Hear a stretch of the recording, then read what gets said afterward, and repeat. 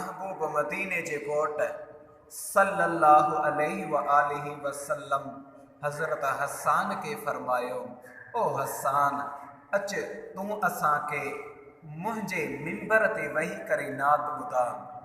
हज़रत हसान चयो त या रसूल अल्लाह सल्लल्लाहु अलैहि वसल्लम, मूं में एतिरी ताक़त कीअं थी थी सघे जो तव्हांजे मिंबर ते अची करे तव्हांखे नात ॿुधायां।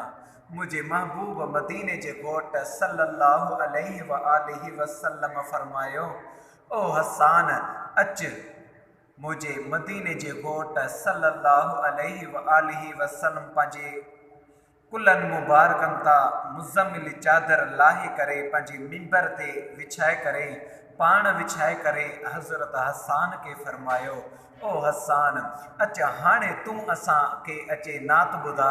हज़रत हसान देर कोन कई, नात ॿुधाई।